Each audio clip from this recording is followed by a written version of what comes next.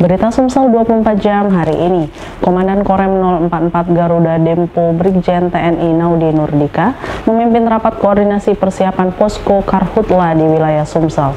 Rapat ini dilakukan setelah Gubernur Sumsel menetapkan status siaga Karhutla.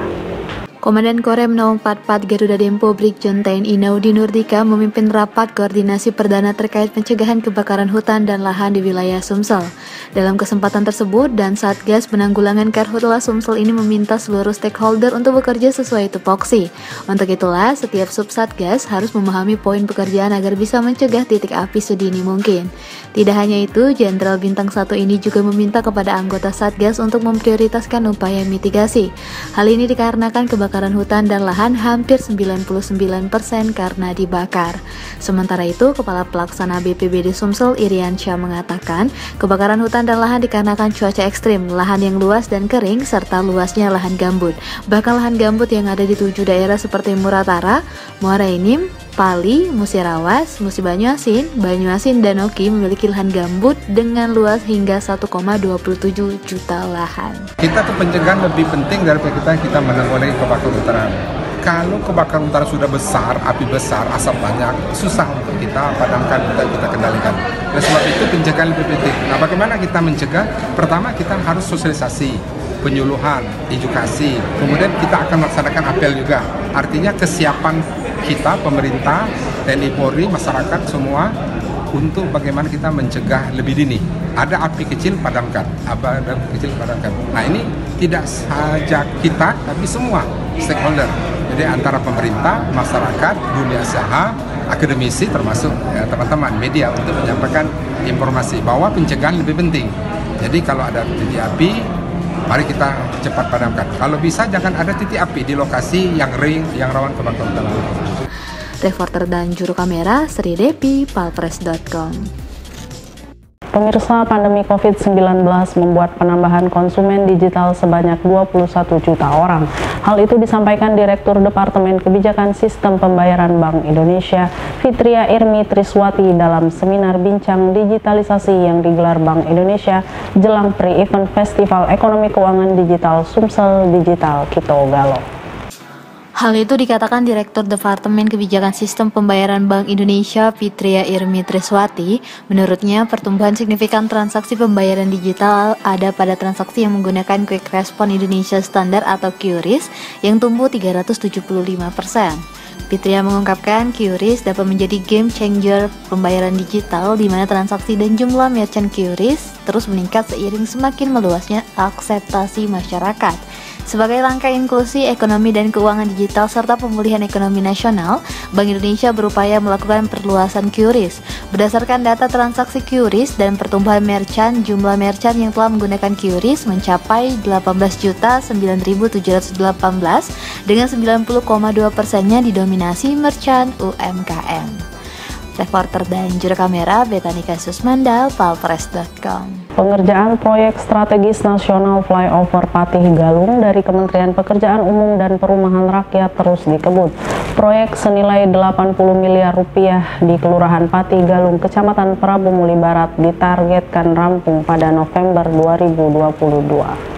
Project Manager Flyover Patih Galung, Yandi, mengungkapkan pemasangan girder membutuhkan tingkat kehati-hatian yang tinggi, terutama pada bagian di atas perlintasan kereta api. Masih kata Yandi, progres pembangunan Flyover Patih Galung saat ini telah mencapai 78%. Infrastruktur ini dibangun dengan panjang bentang 832,85 meter dan ketinggian 15 meter serta menyerap APBN senilai 80,6 miliar rupiah. Jembatan itu ditargetkan rampung pada November 2022 mendatang. Sejauh ini proyek pengerjaan flyover Patih Galung seperti apa nih?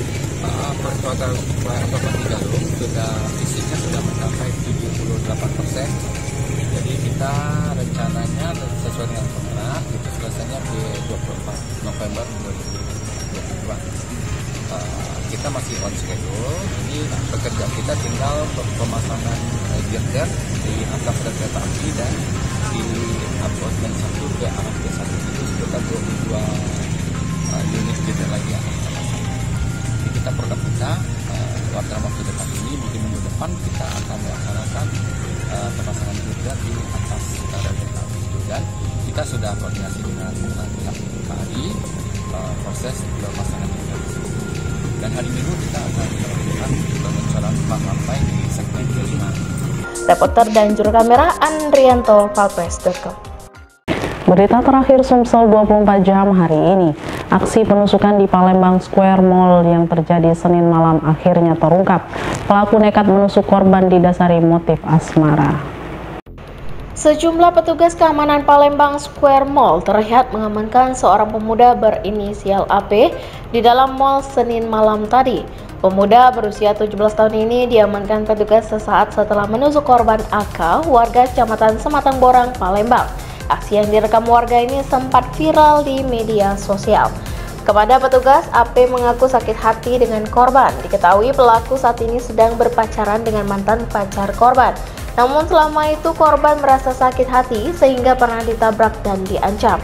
Bahkan pelaku mengaku korban bersama teman-temannya pernah mengancam ingin menghancurkan gerobak pelaku. Sebelum kejadian, korban mengajak pelaku untuk bertemu di mal yang berada di kawasan pusat ekonomi pada pukul 14 waktu Indonesia Barat. Namun pelaku tidak datang. Saat maghrib, korban kembali menelepon untuk bertemu di mal tersebut. Alasan korban sendiri ingin memberi surat perjanjian kepada pelaku. Kali ini permintaan korban dipenuhi pelaku. Pelaku mendatangi PS Mall dengan menyelipkan pisau lipat. Saat bertemu, pelaku langsung menusukkan punggung korban. Sementara itu, Kapolres Tabes Palembang Kombes Pol Muhammad Najib melalui Kasat Reskrim Kompol Wahyudi mengatakan, korban mengalami luka tusukan sebanyak 5 tusukan, yaitu pada punggung sebelah kanan, di bawah ketiak sebelah kiri, luka sayatan pada punggung sebelah kiri, pada pergelangan tangan sebelah kiri, dan kemudian pada lengan sebelah kiri. Selanjutnya korban dibawa ke RS Hermina, sementara pelaku dibawa anggota Opsional Unit Ranmor Satreskrim Polres Tabes Palembang. Di dalam mal ada kejadian ribut dan sempat terjadi penusukan terhadap korban. Kita jerat pasalnya itu 351 jadi penganiayaan. Korban mengalami 5 luka sajam, ada tusukan berapa senti ya. Nah, motifnya ini kan dari malam simpang siur banyak terjadi di medsos ya segala macam. Tapi memang tadi sudah betul-betul kita dalami, kita BAP terhadap pelaku. Memang infonya ya masalah ini ya, masalah perempuan ya, masalah ceweknya. Awalnya itu kita akan dalami lagi. Iya sudah dibawa sama dia, memang kondisinya pisau lipat itu sudah kita amankan juga, untuk pisau BB juga sudah kita amankan. Reporter dan juru kamera Kurniawan, Palpres.com. Demikianlah berita Sumsel 24 jam hari ini. Jangan lupa untuk mendukung program kami lainnya di YouTube Palpres Official seperti podcast Cukup Pedas, Budak Lorong, Baseng, Ternyata Bukan Mistis, Sidak, dan Ruang Cerita bersama Kakak Juli. Saya Betanika Susmanda, sampai jumpa.